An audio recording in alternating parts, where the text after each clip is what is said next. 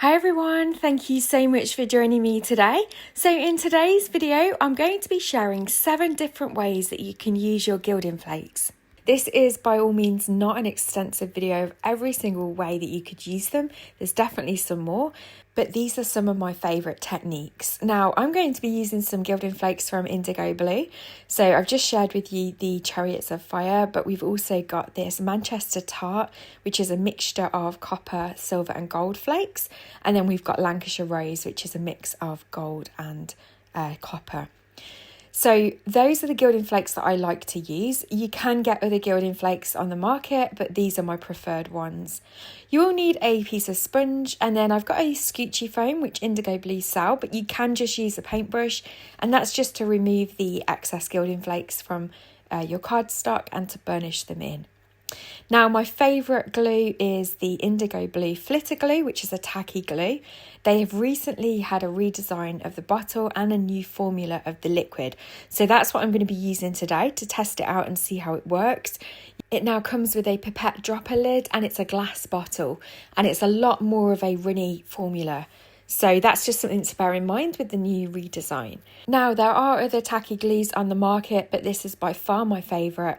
And you'll be pleased to know that they now have a USA website, so I'll leave that linked in the description box below.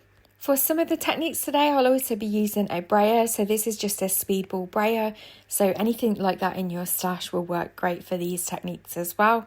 So for the first technique, I'm going to demonstrate how to use Gilding Flakes with a stamp. I've got this gorgeous butterfly stamp from Indigoblu. This is a red rubber stamp, but this technique works exactly the same with clear stamps as well. I've got my piece of sponge and I'm going to apply some of the flitter glue now. And with the dropper lid, it means that I've got a lot more control over how much comes out, and I can just apply a few drops to the sponge. And because this is very runny, you actually don't need that much. So just 1 pipette of the glue is perfectly adequate. I'm just using a palette knife just to push that into the sponge because we want this to act like an ink pad. So it's basically like a custom glue ink pad. And then I'm just going to gently apply the tacky glue all over the red rubber stamp. I'm not applying much pressure here. I'm just carefully tapping the sponge onto the stamp. We don't want to flood all the detail with glue, and we want to get a nice crisp stamped impression. So once that's nicely inked up with the glue, I'm going to take a piece of black cardstock and I'm just going to gently place it on the stamp and then apply pressure with my fingers, just giving it a quick rub to make sure that we've got good contact with all of the stamped areas, or stamped details, sorry. You do want to be fairly quick at this. I have left this in real time so that you can see. And then you just want to peel it off. If you leave it too long, it will tear the cardstock as it sticks to the stamp. But you can see we've got a really good impression there. And then what you need to do is just pop that aside to dry. So I'm going to show you another technique while that's drying of how to apply the flitter glue through a stencil. And again, this will work with any of the tacky glue that you've got.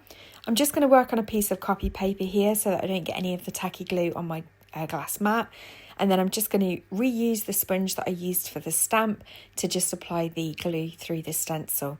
And so this is another great way that you can use Gilding Flakes, using them through a stencil. So you can see there we've got that design. I've deliberately only done part of it, so it is going to be a little bit of a rustic look, but we can set that aside to dry as well. Now, if you don't have any tacky glue at all, you can also use double-sided adhesive sheets.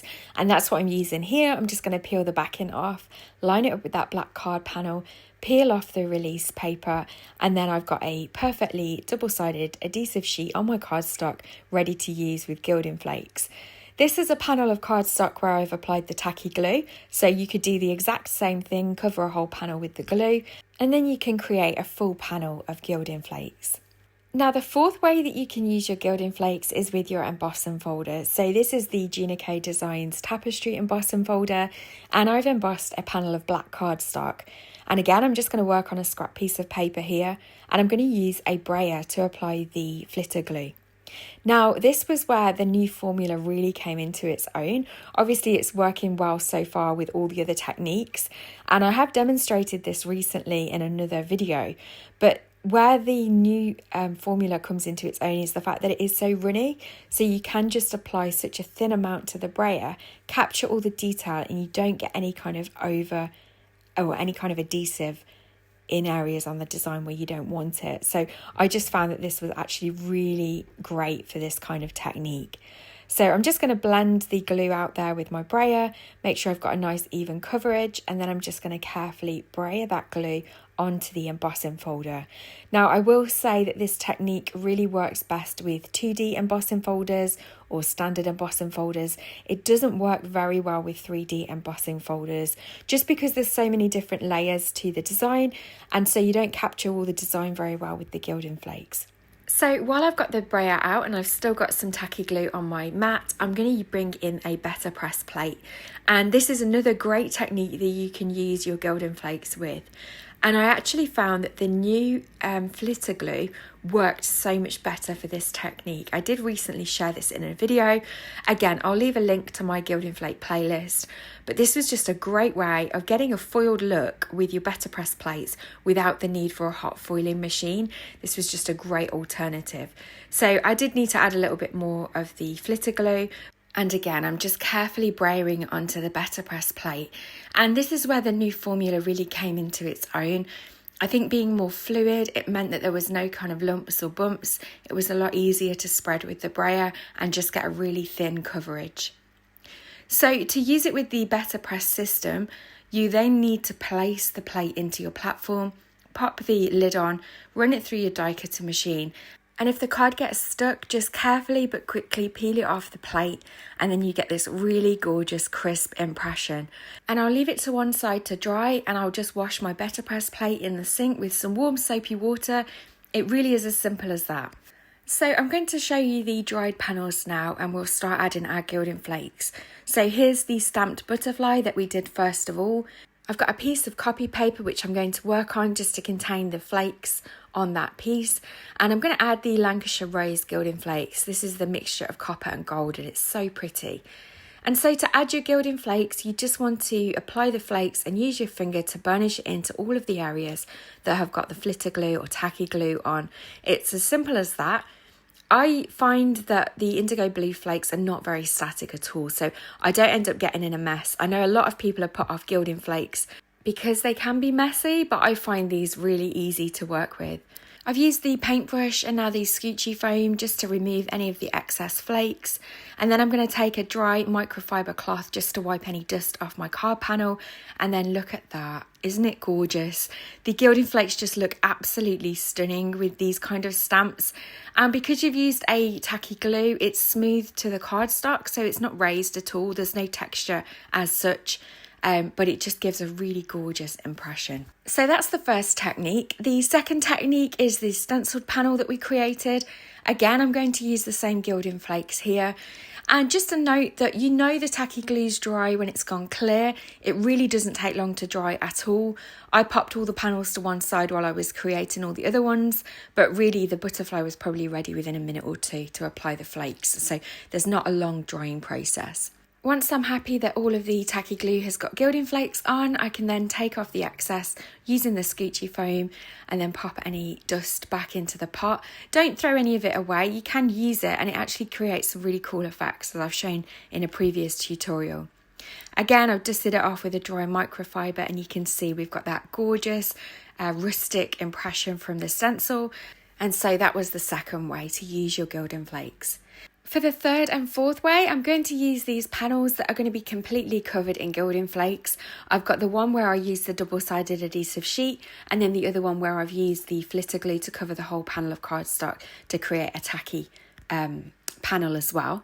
So I'm just going to add the Gilding Flakes here. These are the Manchester Tart ones, so it's the mix of silver, copper and gold. And you see that actually both ways of applying the flakes, whether double-sided adhesive sheets or using the flitter glue, work exactly the same way. They both give perfect coverage of the Gilding Flakes, and both ways make it really easy to create complete sheets of Gilding Flakes. So in exactly the same way, you can use the paintbrush or the scoochy foam to remove any excess flakes, and then that way you can just burnish them into your panel and get a nice smooth finish. And then this is what they look like when they're completed. Really, really pretty and so shiny. So there's two techniques that we can do with these panels now. So these are the third and fourth techniques. The first one is using embossing folders. So yes, you can emboss your Gilding Flakes with an embossing folder and create a really gorgeous texture in exactly the same way as you might emboss mirror cardstock, for example, and you get this really fun faux metal panel effect. So here it is with the revealed design. This is the Spellbinders Fushia embossing folder, and it just looks gorgeous. I do have a tutorial sharing a similar technique and how you can add a little bit of colour on top of your Gilding Flakes. Again, that's in my Gilding Flake playlist, which I'll leave linked below, but it just looks so pretty. So the fourth technique that we can do is die cut with our Gilding Flakes. So from this panel, I'm just going to die cut a Wildflower stem from the Holtz Sizzix die set. And this is just to really show you that you can die cut from your Gilding Flakes. And it just adds a really unique touch to your die cuts. Obviously, you could use mirror cardstock here, for example, if you wanted a gold leaf. But just having the Gilding Flakes gives a different texture that you just don't get with mirror cardstock. And it just looks really, really pretty. So the fifth technique is using the embossing folder's raised area and using a brayer to apply the tacky glue. And you can see this is dry now, it's nice and clear. And I'm going to add the Chariots of Fire Gilding Flakes, which are these really gorgeous vibrant gold Gilding Flakes. And I'm just going to carefully apply them with my fingers. I'm trying to keep them as smooth and flat as possible. These are quite large flakes, so I'm able to do that, and that'll give a really gorgeous shine when it's finished. Again, I'm just using a paintbrush here to remove the excess Gilding Flakes from around the design. This was a lot easier to do with a paintbrush than the scoochy foam because obviously you've got all the little areas and details to get into with the brush to remove the excess flakes. You really want the embossing folder design to shine through here. So once I've done that, I'm then going to wipe the panel over with my dry microfiber cloth, and you can see that just looks absolutely gorgeous. If you do find that you've got any Gilding Flakes in areas that weren't raised on the embossing folder and you want to remove them, then you can use an adhesive eraser. It is a little bit tricky on a design like this where the design's quite compact, but I am able to just get my eraser in there a little bit and remove some of the excess Gilding Flakes. And it's just a good technique to be aware of. Now the sixth way of using our Gilding Flakes was with the BetterPress plate. So now it's nice and dry, I'm going to add my Gilding Flakes, and I'm going to use the Sheffield Steel Gilding Flakes from Indigoblu. I don't have these in their original container, I popped them in a Tupperware tub, but these are also nice large Gilding Flakes like the gold ones.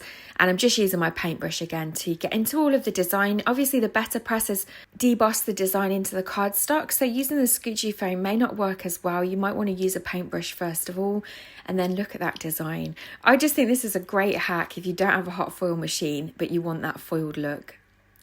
So the seventh way is using acetate, and really this could kind of be a seventh and an eighth way because you could do exactly the same technique on vellum. So I'm just applying some of the flitter glue through the stencil using the sponge. Once it's dry, it'll go nice and clear, and we can then add our Gilding Flakes. You do want to make sure that it's definitely dry on the acetate, otherwise you'll just smudge your design. So you can see here, I'm just applying some of the Gilding Flakes, brushing off the excess with my hands and then the paintbrush to just bring out the design.